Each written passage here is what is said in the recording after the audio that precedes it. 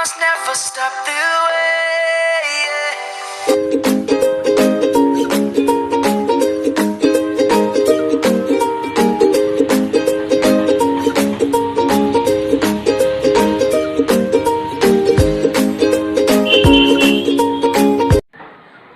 Good morning everyone. এতিয়া ৰাতিপুৱা 11টা বাজিছে।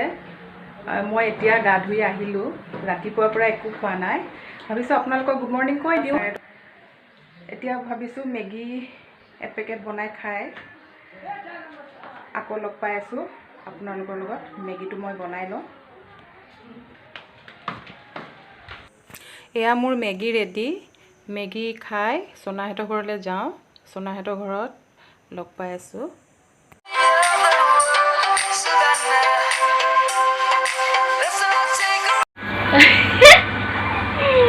এয়া সোনা ঘৰত পালোহি। সোনাৰ আজি মুড বেয়া বোলে। তাই আজি একো কৰিব মন নাই। মেইন এক্ট্ৰেছজনী যদি এনেকুৱা হয় কি হ'ব ন? আজি মোৰ কিবা কথা ভাবি কি হ'ব? সম্ভাৰ মাৰোতে আজি মোৰ মা হয়, মায়ে ঝাৰু মাৰি আছে। মোৰ আজি কৰিব ইচ্ছা যোৱা নাই কাৰণে মই আজি কুকে কৰা নাই। আজি এক্ট্ৰেছৰ মুড একেবাৰে ডাউন। মেইন অভিনেত্ৰী তাই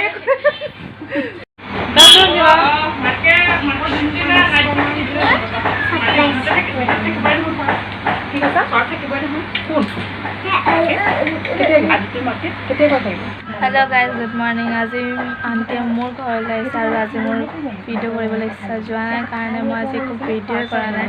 আৰু আজি মোৰ মুড বহুত ডাউন হয় কাৰণ মোৰ অনলাইন ক্লাছৰ পৰা বহুত প্ৰজেক্টছ দিছে। কাৰণ মই এতিয়া ছামাৰ ভেকেশ্যন ষ্টাৰ্ট হৈছে আৰু ষ্টাৰ্ট হ'ব আৰু মানে ছামাৰ ভেকেশ্যন ষ্টাৰ্ট হ'বৰ কাৰণে মোৰ বহুত প্ৰজেক্টছ আছে। সেইকাৰণে মই মানে কমচে কম মোৰ আই থিংক 1 উইকৰ পৰা মোৰ চাগে ভিডিঅ'ছ নাহিব আণ্টিৰ লগত। চ' আপোনালোকে আণ্টিৰ চেনেলটো ছাপোৰ্ট কৰিব এণ্ড গুড লাক।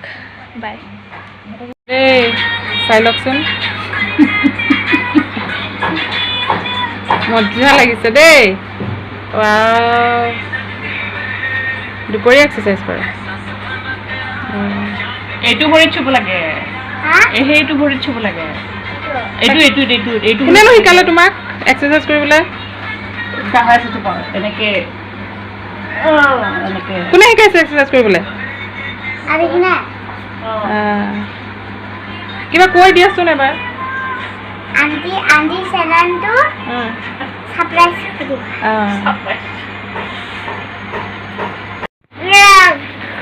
দেখাই দিওঁ নেকি? এয়া মোৰ ফটো চিমু মাক হয়, গা ধুই আহিছে।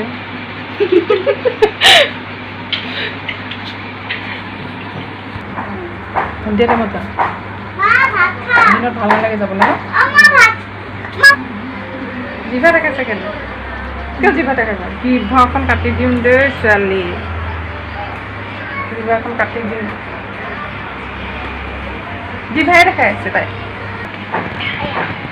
চকচোন আকৌ এবাৰ চিমুক।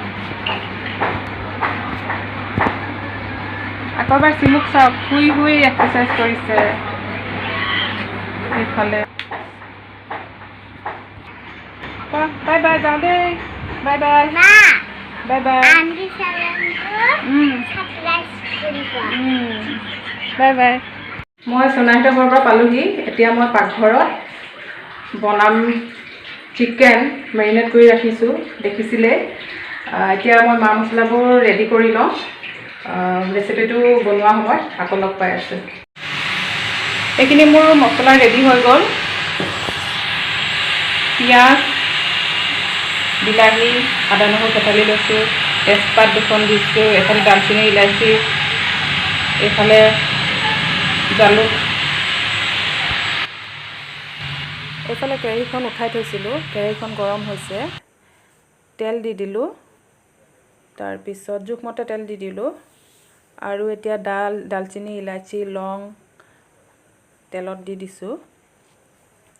তেজপাত 2খন দি দিছোঁ। অলপ ৰঙচুৱা হ'বলৈ দিছোঁ। এতিয়া মই কাটি ৰখা পিঁয়াজখিনি দি দিছোঁ।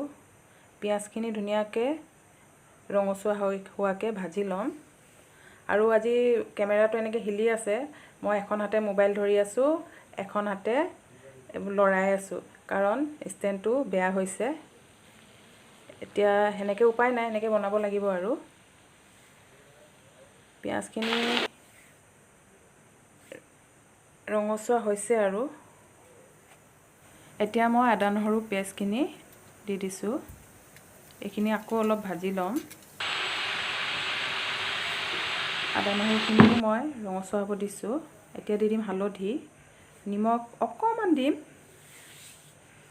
আৰু মাংসত মই মেৰিনেট কৰোঁতে দিয়েই ৰাখিছিলোঁ।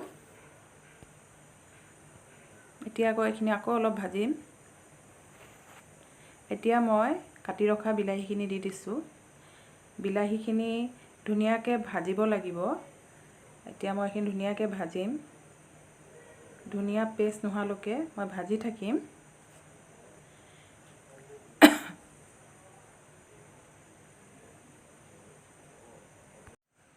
এতিয়া মই এড কৰিম জিৰা পাউডাৰ আৰু ধনিয়া পাউডাৰ এড কৰি দিছোঁ অলপ অলপকৈ।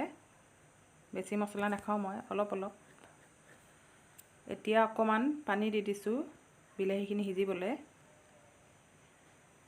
পানী দিয়াৰ পিছত মই অলপ দেৰিৰ কাৰণে ঢাকি থৈ দিম।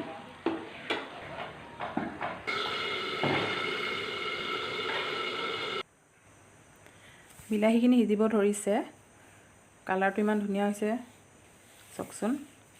এতিয়া মই মেৰিনেট কৰা মাংসখিনি দি দিছোঁ, বিলাহীখিনিৰ পৰা তেল ওলাব ধৰিছে মছলাখিনিৰ পৰা। এতিয়া মই আকৌ মাংসখিনি লৰাই ল'ম, 5-10 মিনিটমান লৰাই ভাজিম।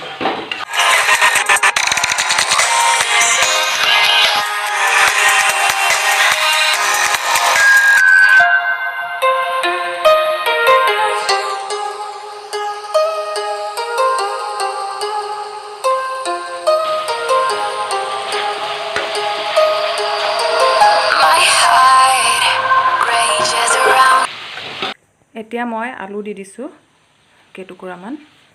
এতিয়া এইখিনি আকৌ ভাজি ল'ম, ঢাকনখন লগাই দিম। আকৌ ঢাকনখন খুলি চাইছোঁ, মাংস সিজিব ধৰিছে, আলু সিজিব ধৰিছে।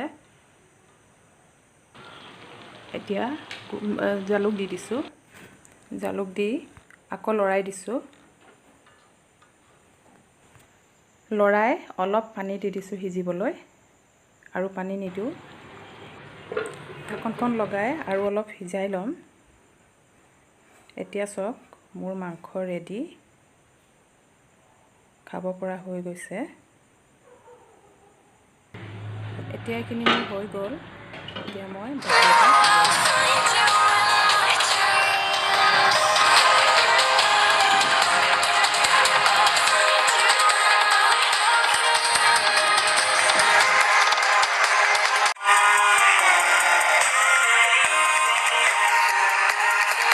ব্লগটো ইমানতে সামৰণি মাৰিলোঁ।